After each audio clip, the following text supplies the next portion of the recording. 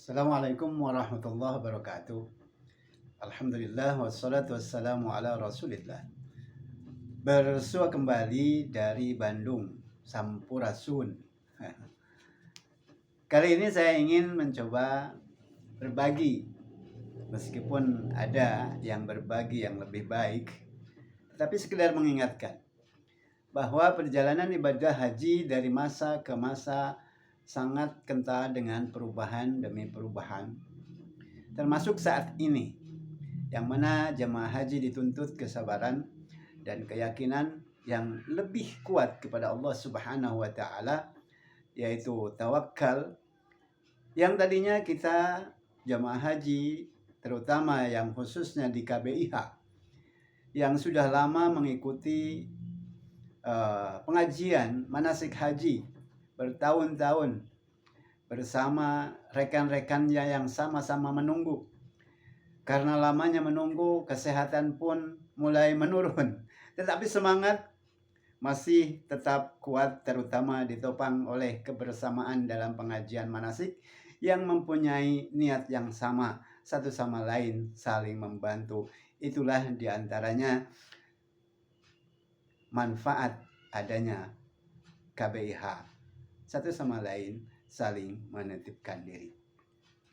Tetapi rupanya sekarang ada aturan baru yang konon kabarnya dari pemerintah Arab Saudi sendiri, yang mana haji yang saya lihat mungkin akan diswastanisasi, termasuk di Indonesia pun diberikan kepada sebuah lembaga, yang mengakibatkan kejadian-kejadian yang tidak mengenakan dalam proses pengkloteran, terutamanya yang biasanya bergabung atau dikloterisasi oleh pemerintah atau orang-orang di daerah bekerja sama dengan KBIH, pengelola haji, Kementerian Agama, seksi haji bekerja sama dengan rekan-rekan di forum komunikasi forum KBIH. Tetapi sekarang pengelola haji, seksi haji tingkat daerah dan wilayah juga forum KBIH tidak mendapatkan kabar apapun dan disetir atau disediakan harus mengikuti aturan yang ditetapkan sang pemilik aturan. Baik, nanti kita bahas lagi. Kita kembali kepada sejarah pendirian atau pelaksanaan ibadah haji.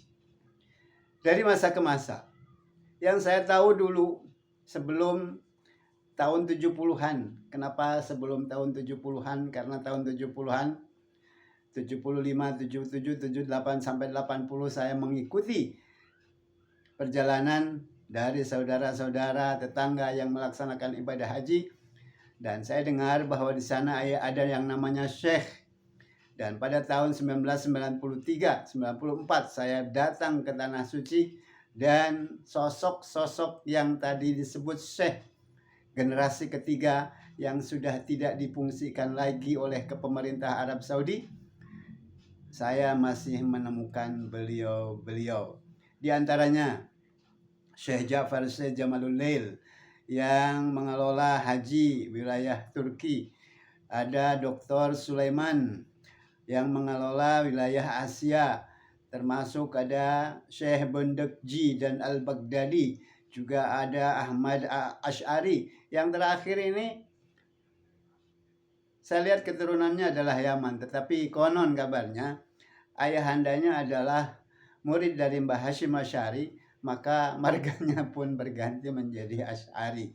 Itu sering berkelakar, meskipun orang Arab tapi fasih bahasa Melayu, bahasa Jawa, bahasa Bugis. Itulah orang-orang dulu. Dan alhamdulillah saya masih bertemu dengan orang-orang yang barokah.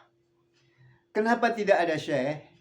Karena sesuai dengan dominasi pemilik atau penguasa agama di sana yang mengharuskan mengelola ibadah haji sesuai dengan ketentuannya, dan tidak bolehnya ada perkumpulan-perkumpulan atau kerumunan dalam sebuah tempat dari orang-orang luar ataupun dari orang-orang dalam sendiri, maka yang dinamakan syekh itu hanya boleh memberikan layanan sebatas akomodasi dan penginapan.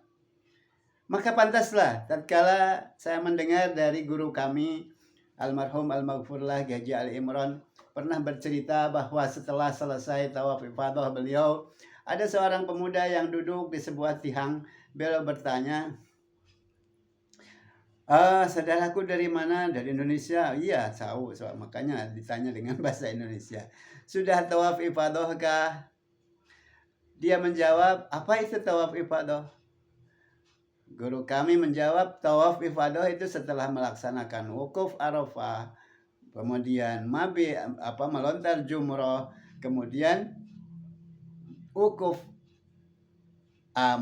tawaf ifadah, atau setelah wukuf di padang Arafah langsung tawaf ifadah, kemudian melontar jumroh. Nah, dia sendiri bingung, apa itu tawaf, di mana tawaf? Itu di Ka'bah. Saya belum pernah menemukan Ka'bah, katanya.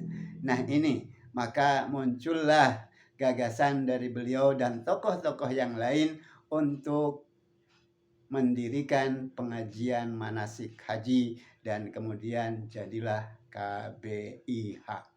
Itu sekilas cerita, dan insya Allah akan ada cerita-cerita lain yang disambung. Assalamualaikum warahmatullahi wabarakatuh.